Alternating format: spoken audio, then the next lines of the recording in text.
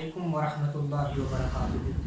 नाज़रीन, आप देख रहे हैं eyes of Islam 24 news channel पर होने वाला रहमत रमज़ान पाकिस्तान ट्रांसमिशन।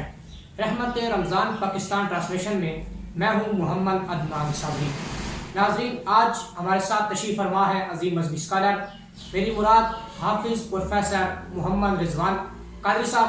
चलते हैं अपने मेहमान मज़हबी स्कॉलर की तरफ। अस्सलामुअलैकुम वरहमतुल्लाहि वबरकातुहू। वालेकुम अस्सलाम वरहमतुल्लाह। हुज़ूर मिजाज ठीक है आपकी? माशाअल्लाह, आपकी बहुत बहुत मेहरबानी कि आपने वकालत फरमाया।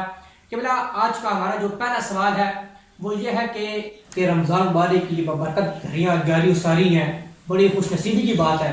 लेकिन जो लोग लापरवाही करते हैं, रमज़ान मुबारक के इस बरकत महीने से इस्तिफ़ादा हासिल नहीं करते हैं, क्या उनके बारे में कोई वईद आई है? जी माशाल्लाह साबरी साहब, बहुत अच्छा सवाल किया है आपने। देखिए, अल्लाह रब्बुल इज़्ज़त ने रमज़ान मुबारक में लूट सेल लगा रखी है। एक ऐसी लूट सेल कि जिसमें यूँ आप समझ लें कि एक एक नेकी जो है उसे 70 गुना बढ़ा के अल्लाह रब्बुल इज़्ज़त उसके नाम अमाल में। बेशक बेशक। यहाँ तक कि बाद रवायात में ये भी आता है कि इंसान की एक नेकी जो वो रोजे की हालत में करता है, अल्लाह रब्बुल इज़्ज़त उसको 70 गुना नहीं बल्कि 700 गुना बढ़ा के उसके नाम अमाल में लिख देता है। क्या बात। फिर देखें, फर्ज का सवाब 700 गुना बढ़ा के उसके नाम अमाल में लिखा जा रहा है। नफल का सवाब उसके फर्ज के बराबर कर दिया गया है। यहाँ तक के बाद रवायात में आता है कि रोजादार जब हालत रोजा में रोजा रख के सो जाता है ना, तो उसका सोना भी अल्लाह रब्बुल इज़्ज़त को इतना प्यारा है, इतना पसंद है कि वो फरिश्तों को हुक्म देता है, क्या मेरे फरिश्तों, बेशक मेरा जो रोजादार बंदा है ये सो रहा है, मगर इसका सोना अगरचे इसकी इंसानी ख्वाहिश को पूरा कर रहा है, इसके आराम को पूरा कर रहा है, लेकिन तुमने इसके नाम अमाल में जितनी घड़ियां ये रोजा रख के सो रहा है वो इसके नाम अमाल में इसकी नेकियां लिखते जाना है। इतनी बड़ी लूट से साबरी साहब अगर लगी है तो फिर अगर कौन बदनसीब होगा कि जो इतनी बड़ी नेमतों से, अल्लाह की रहमतों से फिर भी अपने आप को महरूम रखेगा, तो यकीनन वो बहुत बदनसीब शख्स है। अब देखिए कि इमामुल अंबिया सल्लल्लाहु अलैहि वसल्लम को तमाम जहानों के लिए रहमत बना के भेजा है। वमा अरसलनाका इल्ला रहमतल लिल आलमीन। और वो उन्होंने अपनी ज़िंदगी के अंदर अपनी तालीमात में भी ये सबक दिया है कि अपनों लिए तो दुआएं की ही हैं, लेकिन वो जो गैर थे, वो जो जिन्होंने आपको अपनी ज़िंदगी में न पहचान सके, जो बदनसीब रहे, उनके लिए भी आप दुआएं फरमाते थे कि या अल्लाह इनको भी हिदायत दे दीजिए, मुझे नहीं जानते शायद इनकी नस्लों में। लेकिन इमामुल अंबिया सल्लल्लाहु अलैहि वसल्लम जो अपनी उम्मत के लिए इतने फिक्रमंद थे कि वो हर वक्त अपनी उम्मती उनकी जो है ना वो दुआएं थी, मेरे रब मेरी उम्मत को माफ़ फरमा दे, मेरे रब मेरी उम्मत को माफ़ फरमा दे। लेकिन उन्होंने एक, आप यूं समझ लें, मैं इसको बद्दुआ तो नहीं कहूँगा, लेकिन उस उम्मती के लिए लम्हे फिक्रिया है। इस हदीस मुबारक के अंदर आपने वो हदीस मुबारक सुन रखी है कि इमामुल अंबिया मिंबर पे तशरीफ ला रहे थे, आपने पहले सीढ़ी पे कदम रखा तो आमीन कहा, दूसरी सीढ़ी पे कदम रखा तो आमीन कहा, फिर तीसरी सीढ़ी पे कदम रखा तो आमीन कहा। सहाबाए कराम ने पूछा, या रसूल अल्लाह, आज खिलाफ मामूल हमने बात देखी है, तो ये इसका क्या मतलब था?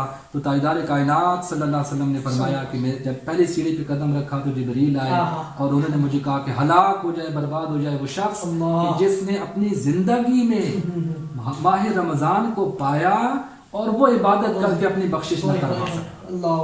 इस बात पर, इस दुआ पर ताजदार कायनात सल्लल्लाहु अलैहि वसल्लम का आमीन कहना उस उम्मती के लिए एक बहुत बड़ा लम्हा फिक्रिया है कि जब इतनी लूट से लगी है कि अल्लाह रब्बुल इज़्ज़त ने एक एक नेकी को 70 गुना बढ़ा के 700 गुना बढ़ा के नाम अमाल में लिखने के लिए फरिश्तों की ड्यूटियां लगा दी हैं।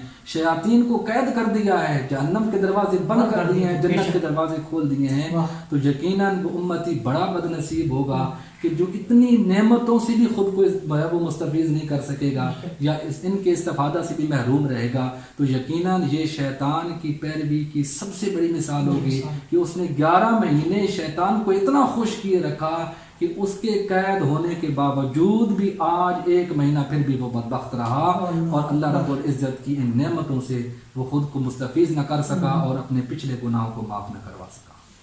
जी नाज़रीन, आपने सुना कि किबला प्रोफेसर साहब हमें ये बता रहे थे कि ये माह मुबारक बड़ा बबरकत महीना है, शयातीन को जकड़ लिया जाता है, रहमतों भरे मेहमान की हम कदर नहीं कर रहे, وہ شخص جو اس مہینے کی قدر نہیں کرتا وہ بڑا بدبخت ہے. تو قبلہ کیا بھوکا پیاسا رہنا صرف اس چیز کا نام روزہ ہے؟ صرف انسان بھوکا پیاسا رہتا ہے تو اس کو ہم روزہ کہہ سکتے ہیں؟ محترم عدنان صابری صاحب، بہت ہی اہم سوال جو آپ کا ہے کہ ہم نے یہ سمجھ رکھا ہے کہ صرف صبح سحری سے لے کر مغرب کی اذان تک ہم نے بس کھانا نہیں کھانا اور پانی نہیں پینا، بس اس کا نام روزہ ہے. حالانکہ ہم نے روزے کی جو اصل روح ہے اس کو نہیں پہچانا، چھوڑ دیا کہ روزہ ہے کیا. اور دراصل روزہ ہمارے لیے اللہ رب العزت نے صرف کھانے پینے سے روکنے کا نام نہیں رکھا. روزے کا مطلب ہے رک جانا، اس میں ایک جز ہے کھانا پینا.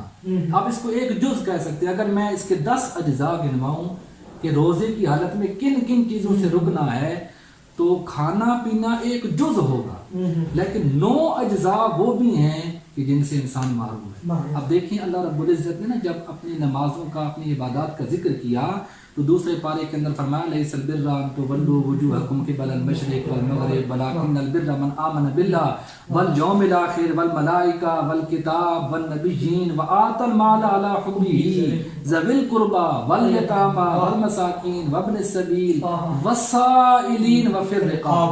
اب دیکھیں تقریباً اللہ رب العزت نے اس آیہ مبارکہ کے اندر ہمیں اپنی عبادات کی اصل روح کو سمجھا دیا ہے. پہلے اپنے ایمان کا ذکر کیا، ایمان لانے کے بعد پھر نماز اور روزہ ڈائریکٹ اس کا ذکر نہیں آیا. پھر اس کے بعد اللہ رب العزت حقوق العباد پہ چلے گئے. پہلے ان کا درس دیا کہ پہلے ایمان لانے کے بعد میرے بندوں کی جو حقوق ہے نا پہلے وہ ادا کرو. یہ سارے ادا کر کے حقوق العباد ادا کرنے کے بعد میری بارگاہ میں آنا. اب میری واقعی الصلاوات والزکوٰۃ، اب میری نماز پڑھنا اور زکوٰۃ دینا اور روزے رکھنا. اب اس حال میں ہم روزہ بھی قبول کریں گے، نماز بھی قبول کریں گے.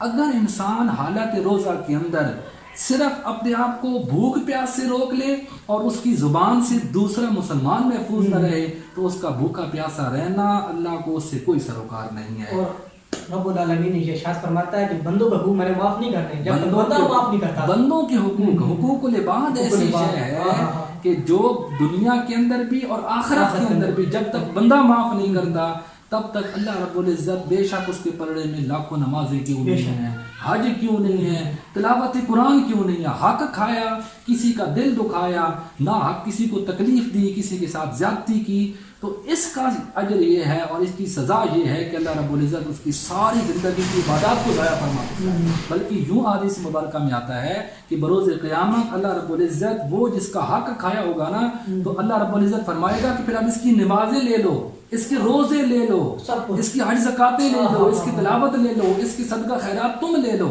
اس کے پلڑے میں ڈال دو جس کے ساتھ اس نے زیادتی کی ہے. اور اگر پھر اس کے بعد بھی اس کی زیادتی کا ازالہ نہ ہو سکا تو اللہ رب العزت فرمائیں گے اچھا اب اس مظلوم کے گناہ اس کے کھاتے میں ڈالنا شروع کر دو. تو روز قیامت لوگ نیکیوں کا پہاڑ لے کے اللہ کی بارگاہ میں جائیں گے، لیکن اللہ رب العزت تاجدار کائنات فرماتے ہیں کہ جب ان کا نام اعمال ان کے ہاتھ میں پکڑایا جائے گا نا تو وہ نیکیاں ان کے پہاڑ جو تھے وہ گناہوں کے پہاڑ بن چکے ہوں، صرف اس وجہ سے کہ دنیا میں وہ صرف روزہ رکھ لینا، اپنے آپ کو بھوک پیاس سے روک لینا اور اپنے آپ کو جو ہے وہ اس کھانے پینے سے دور رکھنے کا نام وہ روزہ سمجھتے رہے.